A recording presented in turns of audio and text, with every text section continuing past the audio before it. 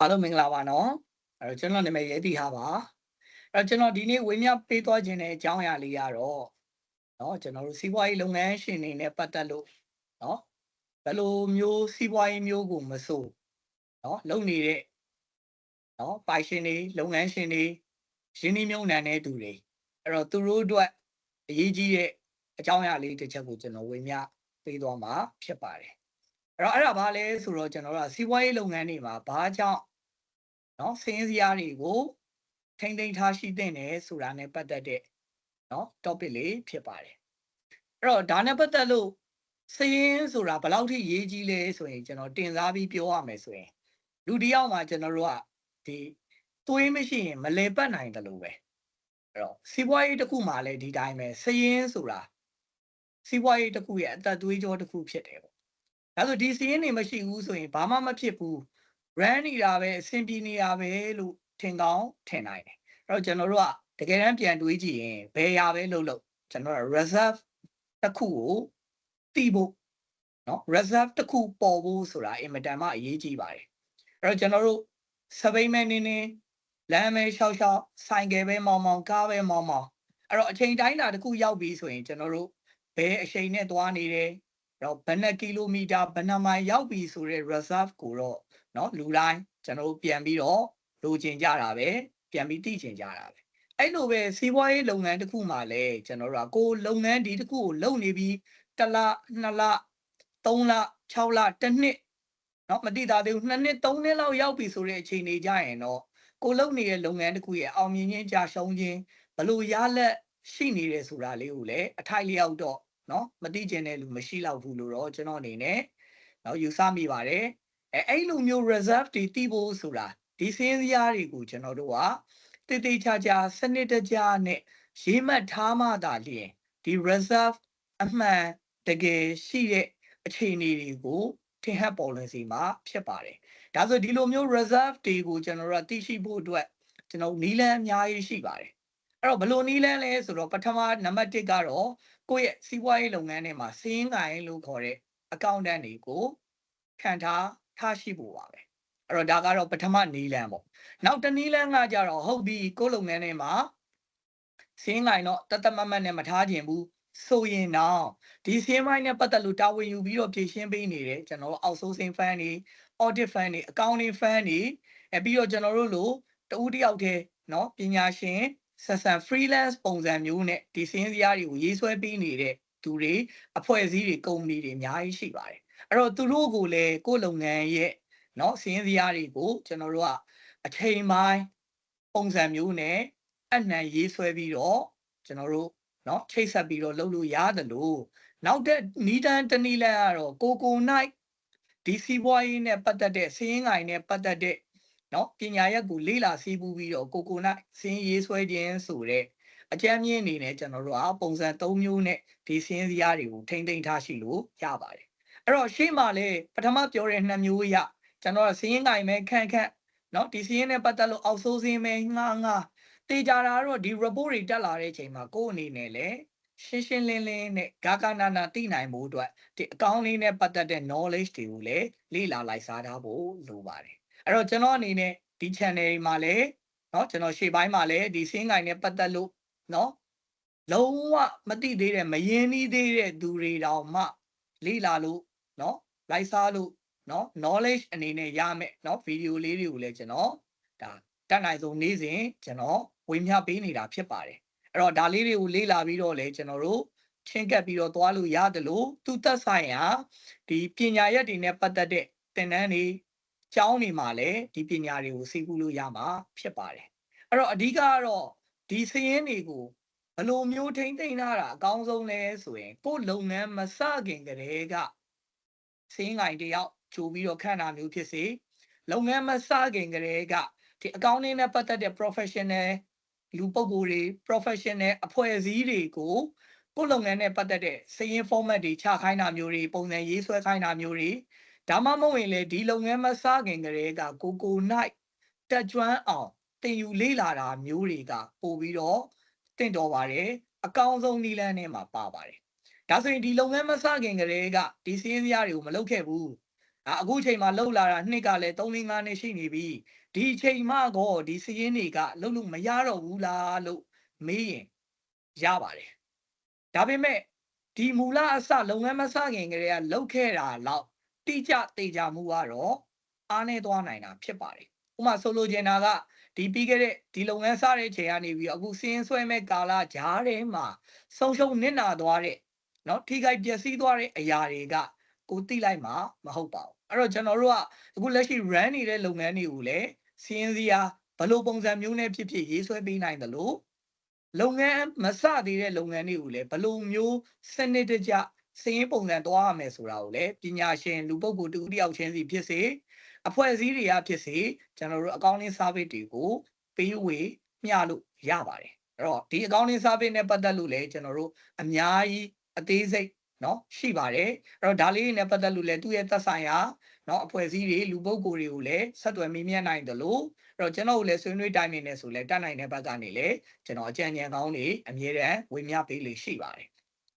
အဲ့တော့ဟုတ်ပြီဒါတွေကိုမလုပ်ခဲ့ဘူးเนาะအဲ့တော့လုပ်ငန်းမစခင်မှာလည်းဒီစင်းနဲ့ပတ်သက်တဲ့အခြေခံတွေကိုကျွန်တော်တို့ကမရှိခဲ့ဘူးပြီးတော့လုပ်ငန်းအခုလုပ်နေတဲ့ကာလအတော်တွင်းမှာလည်းဒါကိုလုပ်ဖို့အာရုံမရဘူးဒါပေမဲ့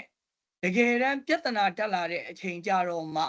ှဒီစင်းတွေကိုလိုက်မယ်ဆိုရင်ပို့ပြီးတော့ထိခိုက်ဆုံးရှုံးနေတာမှုတွေကများသွားနိုင်ပါတယ်အဲ့တော့ကျွန်တော်တို့ကစီးပွားရေးလုပ်တဲ့လူပဲဖြစ်ဖြစ်တာမန်ဘလို့အချိန်တွေမျိုးမှာပဲဖြစ်ဖြစ်ကျွန်တော်တို့ cost နဲ့ benefit နဲ့ကိုအမြဲတမ်းချိန်ထိုးပြီးတော့လုပ်လေ့လုပ်တာရှိတတ်ကြပါတယ်အဲ့တော့ဒီစင်းကိုင်တယောက်ခံဖို့ကိစ္စဒီစင်းနဲ့ပတ်သက်လို့အောက်ဆိုးစင်းကျွန်တော်တို့ငှားဖို့ကိစ္စတွေမှာဒီကုန်ကြတဲ့ cost ကိုကျွန်တော်တို့ကမသုံးကျင်ဘူးဆိုရင်ဒီကနေပြန်ရမယ် benefit တွေနဲ့လည်းကျွန်တော်တို့ကလွဲချော်သွားမှာဖြစ်ပါတယ်အဲ့တော့ဆိုလိုတာကဒီစင်းကိုင်တယောက်ခံလို့အောက်ဆိုးစင်းထားလိုက်လို့ကုန်ကြတဲ့ cost ထက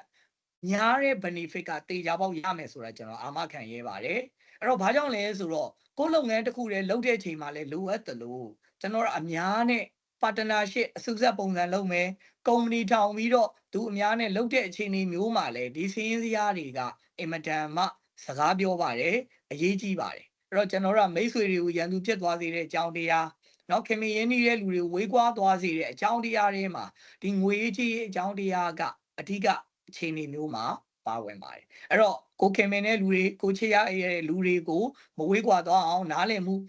မလွဲသွားအောင်လို့ဒီစင်းစရာတွေကိုအခြေခံကြအစောကြီးကလေးကထားရှိခြင်းအပြင်ကျွန်တော်ပွင့်လင်းမြင်သာမှုရှိစေမှာဖြစ်ပြီးတော့လုပ်ငန်းရဲ့ growth business growth လို့ခေါ်တဲ့เนาะလုပ်ငန်းတိုးတက်အောင်မြင်မှုအပိုင်းမှာလည်းအများကြီးအထောက်ပံ့ဖြစ်စေမယ်ဆိုတာကိုကျွန်တော်အနေနဲ့เนาะဒါလေးကိုကျွန်တော်အတိပေးဘူးတုဒအနေနဲ့ပြောကြားလိုပါတယ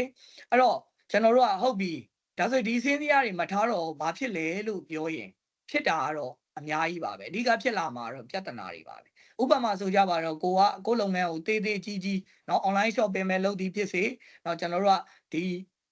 ီဆိုင်တွေကုမ္ပဏီတွေထောင်ပြီးတော့เนาะကြီးကြီးမားမားလုပ်သည်ပဲဖြစ်စေအဲ့တော့ဒီကြားထဲမှာကိုကစင်းစရာကိုတတ်မတ်မထားဘူးဆိုရင်ဒီအောက်ခြေမှာလည်းလှုပ်ချင်တိုင်းလှုပ်နေမယ်ဥပမာဆိုရင်ကျွန်တော်တို့เนาะမတမာပဲခိုးတာဝတ်တာရှိကောင်းရှိမယ်အဲ့တော့မပြတ်တာကိုပြတ်တယ်ဆိုပြီးတော့เนาะအဲ့လိုမျိုးလွဲသုံးစားလုပ်တာတွေရှိမယ်အဲ့တော့ပြဿနာတွေကအများကြီးပဲအဲ့တော့ငွေစင်းမှာလည်းဒီတိုင်းပဲအဲ့တော့တခါလေမှာကျွန်တော်တို့ကစင်းနိုင်ထားရုံနဲ့လုံလောက်လားလို့ပြောရင်မလုံလောက်ဘူးစင်းစစ်ပါကျွန်တော်တို့ကပြန်ပြီးတော့เนาะကောင်တာချက်သဘောမျိုးခေါ်တာပေါ့အဲ့တော့စင်းစစ်ရဲ့ရည်ရွယ်ချက်ကကြတော့ဒီလုပ်ငန်းထဲမှာထားထားတဲ့စင်းကင်နဲ့ဒီလုပ်ငန်းရှင်နဲ့ဂျားထဲမှာရှိနေတဲ့ gap ကိုသူကနေပြီးတော့ပြန်ပြီးတော့မလုပ်လဲဆိုရင်ညှိနှိုင်းစီစစ်ပြီးတာဖြစ်ပါတယ်အဲ့တော့စင်းစစ်တွေကလုပ်ငန်းတစ်ခုလုံးမှာရှိနေတဲ့စင်းတွေရဲ့ 100% လုံးကိုစစ်တာတော့မဟုတ်ပင်မဲ့အကြမ်းမြင်အဖြစ်ကိုလုပ်ငန်းမှာဒီကုန်ပစ္စည်းနဲ့ပတ်သက်လို့ဖြစ်စေ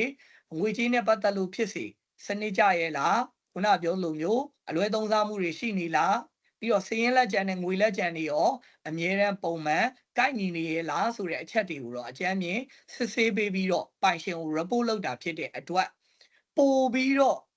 ကိုယ့်ရဲ့လုပ်ငန်းရဲ့အခြေအနေမှန်ကိုလည်းပေါ်လွင်စေမှာဖြစ်တယ်လို့တနည်းအားဖြင့်ပြောရင်တော့ကျွန်တော်တို့လေလွင့်ဆုံးရှုံးမှုလည်းအများကြီးနည်းသွားနိုင်တာဖြစ်ပါတယ်အဲ့တော့ဒီစင်းရင်းစစ်ဆိုတာထားရင်တော့အကောင်းဆုံးပဲဖြစ်ပါတယ်အဲ့တော့စင်းရင်းစစ်မထားနိုင်ရင်တော့ကျွန်တော်တို့ကဒီစင်းငိုင်ထားရမယ်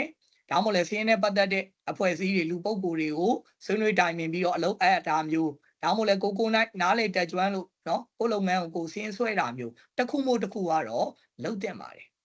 အဲ့တော့ဒီမှာကျွန်တော်ဝေမျှပေးခြင်းတဲ့အကြောင်းတရားကစည်ရင်းနဲ့ပတ်သက်လို့ဘယ်လောက်ထိအရေးကြီးလဲဆိုရင်စီးပွားရေးလောကမှာကျွန်တော်တို့ပြဿနာဖြစ်လာတဲ့ချိန်ကြတော့မှကျွန်တော်တို့မခေါ်နိုင်မပြောနိုင်နေနော်အဲ့တော့နောက်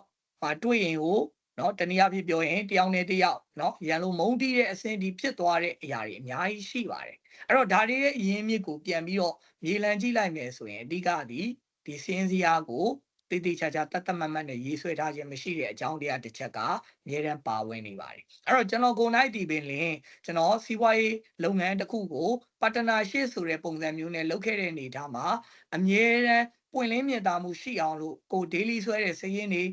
ကိုလာတိုင်းလာချုပ်တဲ့စည်ရင်းတွေကိုကျွန်တော်တို့ပါတနာတွေကြားထဲမှာမြည်သူမဆိုအချိန်ငွေဝင်ကြည့်လို့ရတဲ့နော်ကျွန်တော်တို့ platform တွေနဲ့အမြဲတမ်းစီစစ်ပြီးတော့ကျွန်တော်တို့တင်ပြတာမျိုးတွေနော်ပြောပြတာမျိုးတွေဆွေးနွေးတိုင်ပင်တာမျိုးတွေရှိတဲ့အတွက်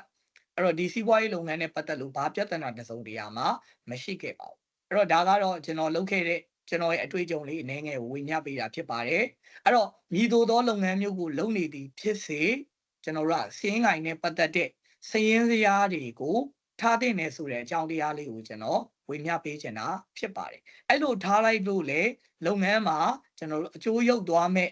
နော်လုပ်ငန်းအတွက်ထိခိုက်နစ်နာသွားမဲ့အကြောင်းတရားဘာတစ်ခုမှမရှိဘူးဆိုတာလေကျွန်တော်အနေနဲ့ဒါပြောပြလိုပါတယ်အဲ့တော့ကျွန်တော်ဒီဗီဒီယိုကလစ်လေးကိုနားထောင်ပြီးတော့အဲ့တော့စီးပွားရေးလုပ်ငန်းလုပ်နေတဲ့လူတဦးတယောက်ချင်းစီအနေနဲ့အဲ့တော့တစ်ခုမို့တစ်ခုနော် idea လေးဖြစ်စေ message လေးတစ်ခုဖြစ်စေအနေငယ်ရသွားတယ်ဆိုရင်ကျွန်တော်အနေနဲ့အင်မတန်ဝမ်းသာမိမှာဖြစ်ပါတယ်အဲ့တော့ဒါကိုလည်းအတက်နိုင်ဆုံးနော်အဓိကကိုယ့်အတွက်ပဲကိုတွေးတဲ့ပုံစံမျိုးနဲ့ကိုယ့်လုပ်ငန်းမှာဆုံးရှုံးတိကမှုနော်ဆုံးရှုံးနစ်နာမှုနည်းအောင်နော်ထိခိုက်မှုနည်းအောင်လေလွင့်မှုနည်းအောင်အဲ့လိုမျိုးကြောင့်ဒါတွေလုပ်ဖို့လိုအပ်ပါလားဆိုတော့နော်ကျွန်တော်တို့အသိပညာလေးကိုကျွန်တော်ဝေမျှရင်းနဲ့အဲ့တော့ဒီဗီဒီယိုလေးကိုဒီလောက်နဲ့ပဲကျွန်တော်အဆုံးသတ်ပါရစေအဲဆိုအားလုံးပဲအပီးအထိနော်ကြည့်ရှုနားထောင်ပေးကြတဲ့အတွက်လည်းကျေးဇူးအများကြီးတင်ပါတယ်အဲ့တော့ကျွန်တော်တို့နောက်ထပ်ဗီဒီယိုတွေမှာပြန်ပြီးတော့ဆုံတွေ့ကြတာပါ